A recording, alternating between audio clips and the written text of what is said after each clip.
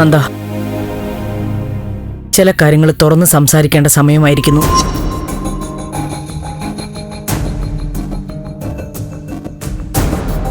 രജനി, നീയും കൂടി കേൾക്കാൻ വേണ്ടി പറയുന്നേ. നമ്മുടെ വീടിന്റെ അവസ്ഥ വളരെ മോശമാണ്.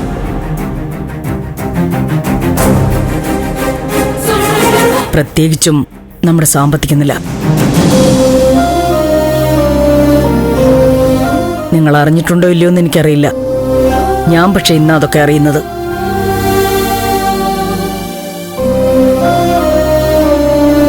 നമ്മുടെ കമ്പനി ബലരാമൻ കൈപ്പിടിയിൽ ഒതുക്കി കഴിഞ്ഞിരിക്കുന്നു.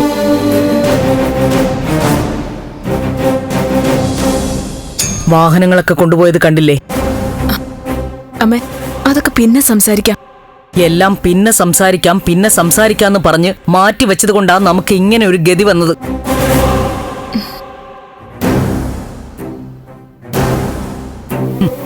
വട്ടപൂജ്യത്തിലെത്തി നിൽക്കുക. നിങ്ങളുടെ അച്ഛൻ സമയത്ത് എല്ലാ കാര്യങ്ങളും അറിയിച്ചിരുന്നെങ്കിൽ എന്തെങ്കിലുമൊക്കെ ചെയ്യാമായിരുന്നു.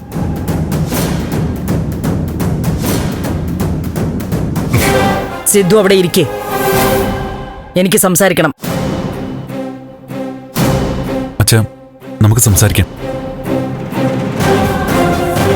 കുറ്റപ്പെടുത്താനൊന്നുമല്ല. ഭാര്യയും ഭർത്താവും മക്കളുമാ. കാര്യങ്ങൾ നമ്മളെല്ലാം അറിഞ്ഞിരിക്കണം. ഇനി അഥവാ കുറ്റപ്പെടുത്തിയാൽ തന്നെ സിദ്ധു അത് അംഗീകരിച്ചേ പറ്റൂ. ഒരു മനുഷ്യനെന്ന നിലയ്ക്ക് സിദ്ധു വലിയ വിജയമാണ്.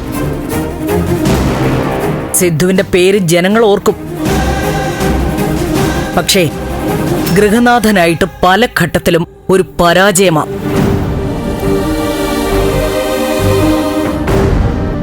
വീട്ടിലും സിദ്ധു ഒരു രാഷ്ട്രീയ നേതാവാകാൻ നോക്കി. ആദർശ രാഷ്ട്രീയമല്ല, പ്രായോഗിക രാഷ്ട്രീയമാണ് വേണ്ടതെന്ന് സിദ്ധു തിരിച്ചറിഞ്ഞില്ല.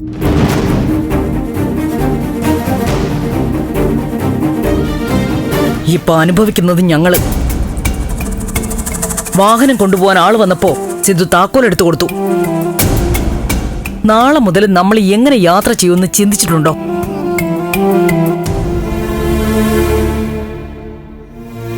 ബലരാമനെ വിശ്വസിച്ച് രേഖകളൊന്നും ശരിപ്പെടുത്താതെ വച്ചിരുന്നു. അതൊക്കെ വീടിനോടുള്ള ഉത്തരവാദിത്വമില്ലായ്മ തന്നെയായിരുന്നു.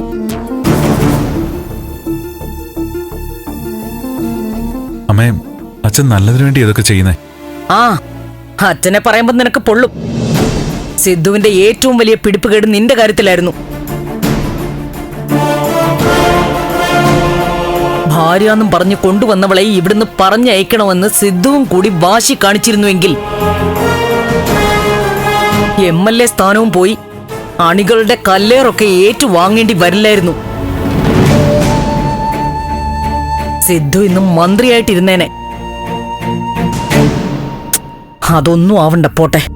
സമാധാനമുള്ള ഒരു ജീവിതം കിട്ടുമായിരുന്നല്ലോ. അമ്മേ, പ്ലീസ് ഒന്ന് നിർത്താവോ?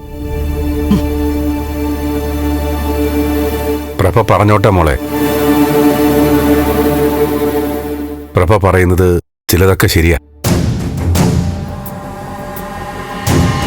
സമയത്ത് നിങ്ങളെ ആരെയും കാര്യങ്ങൾ അറിയിച്ചില്ല. വീട്ടിൽ ഞാൻ ആദർശ രാഷ്ട്രീയം കൊണ്ടുവന്നു. പക്ഷേ അത് തെറ്റാണെന്ന് എനിക്ക് തോന്നുന്നില്ല.